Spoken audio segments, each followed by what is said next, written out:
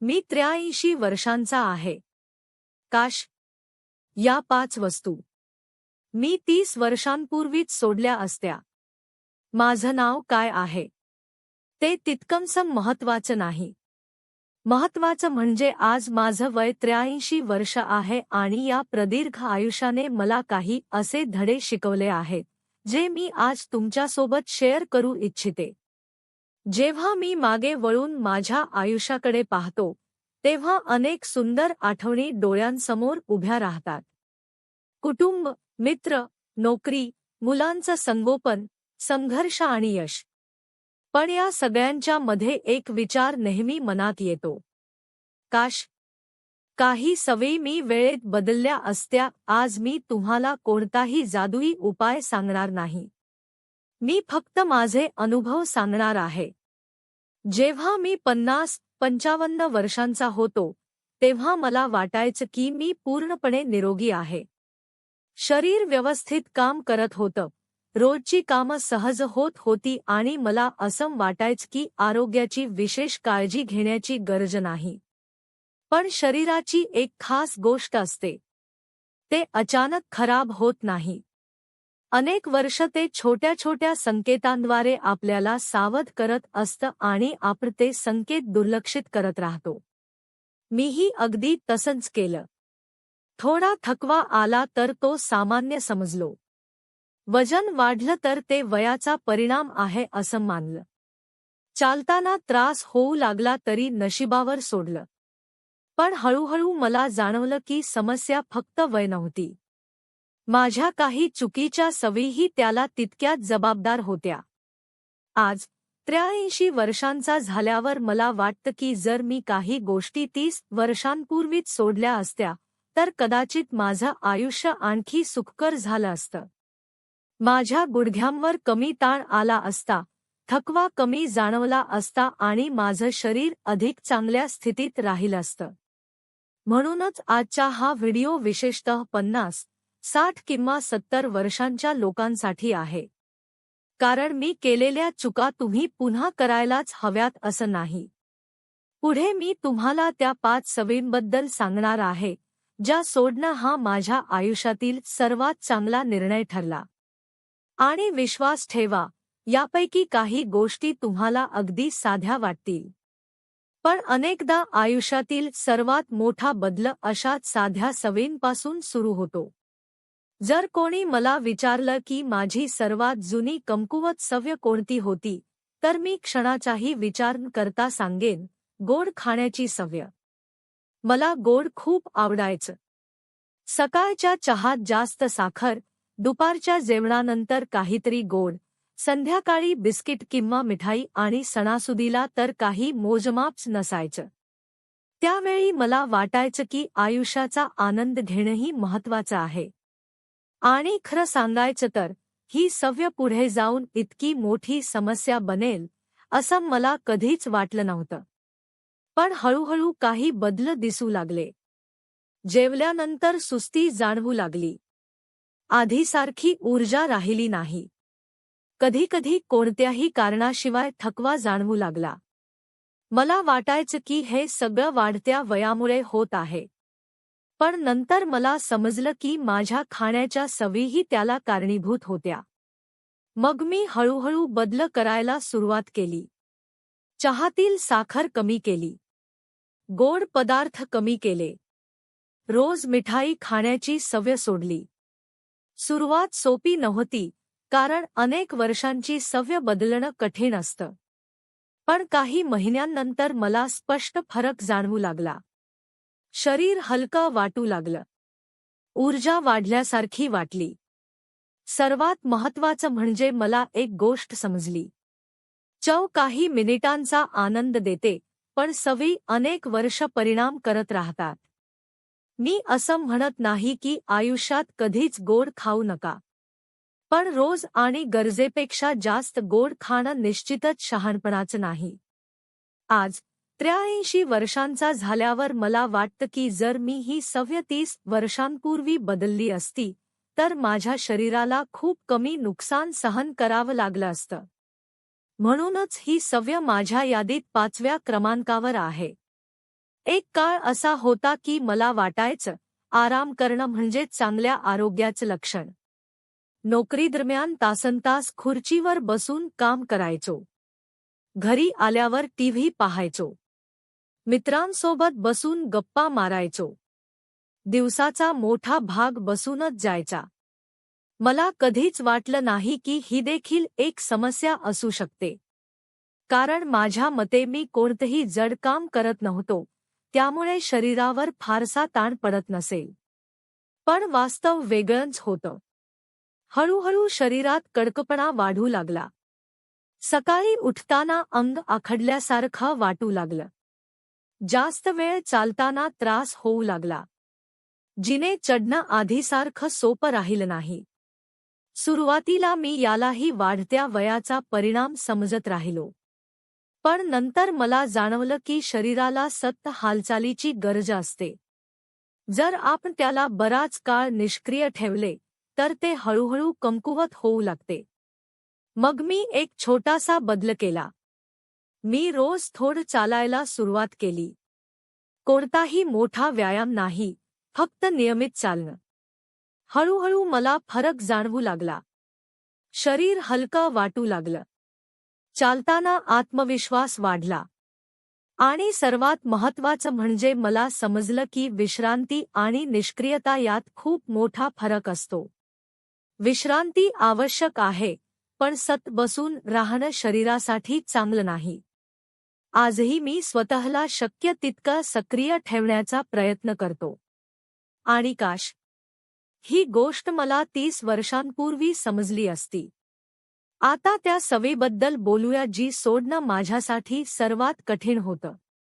ती म्हणजे तळलेले पदार्थ खाण्याची सवय.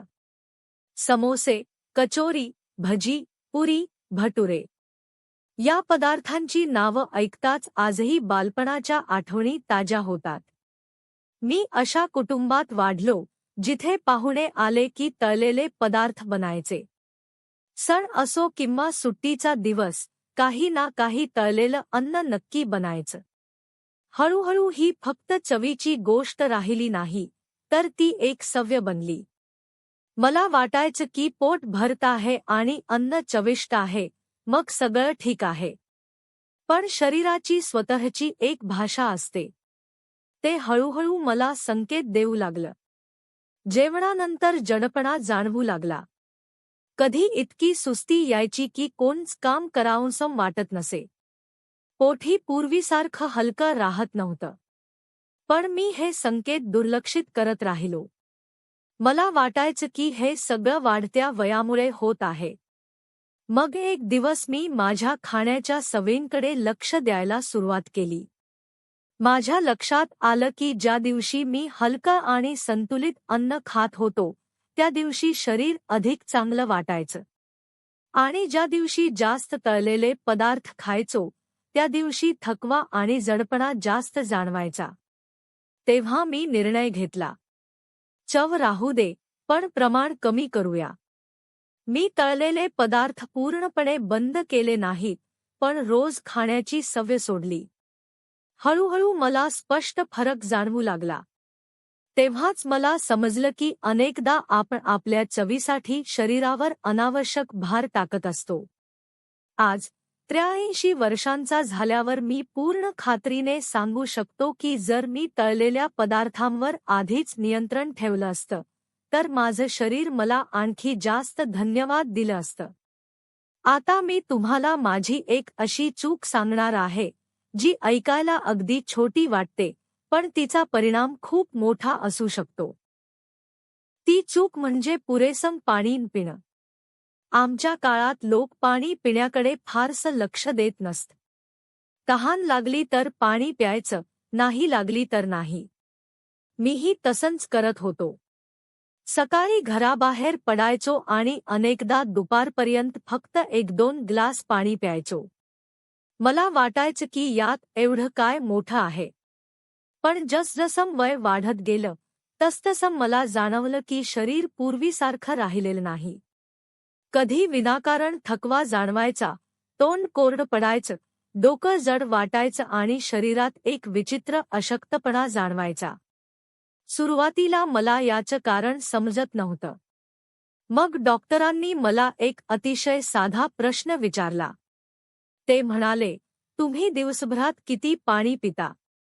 खरं सांगायचं तर माझ्याकडे त्या प्रश्नाचं उत्तरच नव्हतं. कारण मी कधी मोजलंच नव्हतं.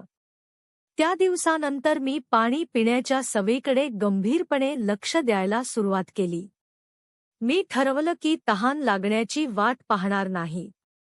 दिवसभर थोडं पाणी पिईन. काही दिवसांतच मला फरक जाणवू लागला. ऊर्जा वाढल्यासारखी वाटली. शरीर अधिक ताजेतवाने आणि आरामदायी वाटू लागलं. तेव्हा मला समजलं की अनेकदा आरोग्य सुधारण्यासाठी मोठे बदल करण्याची गरज नसते. छोट्या छोट्या सवयीही मोठा फरक घडवू शकतात.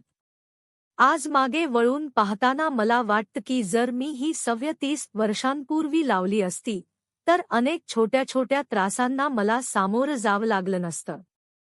आता आपण त्या चुकीकडे आलो आहोत जी मी माझ्या आयुष्यातील सर्वात मोठी चूक मानतो. आणि ही चूक कोणत्याही खाण्यापिण्याशी संबंधित नाही. ती संबंधित आहे आपल्या विचार करण्याच्या पद्धतीशी. ती चूक म्हणजे शरीर देत असलेल्या संकेतांकडे दुर्लक्ष करणं. जेव्हा मी 50-60 वर्षांचा होतो तेव्हा शरीर अनेकदा मला संकेत देत होतं. कधी असामान्य थकवा, कधी अशक्तपणा, कधी झोपेतील बदल, तर कधी चालताना त्रास. पण प्रत्येक वेळी मी स्वतःलाच समजावत होतो की हे सगळं सामान्य आहे. मला वाटायचं की वय वाढत आहे, त्यामुळे असं होणं स्वाभाविक आहे. आणि हाच माझा सर्वात मोठा गैरसमज होता. कारण शरीर अचानक साथ सोडत नाही. ते आधी इशारा देतं. मग पुन्हा इशारा देतं. आणि आपण तरीही त्याकडे दुर्लक्ष केलं तर समस्या गंभीर बनते. मी अनेक वेळा अशा संकेतांकडे दुर्लक्ष केलं ज्यांना खरं तर गांभीर्याने घ्यायला हवं होतं. आज मागे वळून पाहताना मला जाणवतं की जर मी वेळेवर लक्ष दिलं असतं तर अनेक समस्या सुरुवातीलाच नियंत्रणात आणता आल्या असत्या. म्हणूनच आज मी प्रत्येक ज्येष्ठ नागरिकाला एक गोष्ट नक्की सांगते. आपल्या शरीराचा आवाज ऐका. जर शरीरात काही बदल जाणवत असतील तर त्यांना फक्त वाढत्या वयाचा परिणाम समजून दुर्लक्ष करू नका. कारण अनेकदा एखादा छोटासा इशारा भविष्यातील मोठ्या आजारापासून आपलं संरक्षण करू शकतो. हा धडा शिकायला मला अनेक दशके लागली. मित्रांनो, जेव्हा एखादी व्यक्ती 83 वर्षांची होते तेव्हा तिच्याकडे पदव्यांपेक्षा अनुभव जास्त असतो. आणि माझ्या अनुभवाने मला एक अत्यंत महत्त्वाची गोष्ट शिकवली आहे. आपलं शरीर हेच आपलं सर्वात खरं साथीदार आहे. जन्मापासून शेवटच्या श्वासापर्यंत ते आपल्या सोबत असतं. पण दुर्दैवाने आपण त्याचीच सर्वात कमी काळजी घेतो. जेव्हा मी तरुण होतो तेव्हा मला वाटायचं की माझं शरीर कायम माझी साथ देईल. आज थोडं जास्त खाल्लं तर काय झालं? आज अजिबात चाललो नाही तर काय झालं? आज उशिरापर्यंत जागलो तर काय फरक पडतो? मला वाटायचं की शरीर इतकं मजबूत आहे की ते सगळं सहन करेल. आणि खरं सांगायचं तर अनेक वर्ष त्याने ते सहनही केलं. पण आयुष्यात एक वेळ अशी येते जेव्हा शरीर आपल्या प्रत्येक निर्णयाचा हिशेब दाखवायला सुरुवात करतं.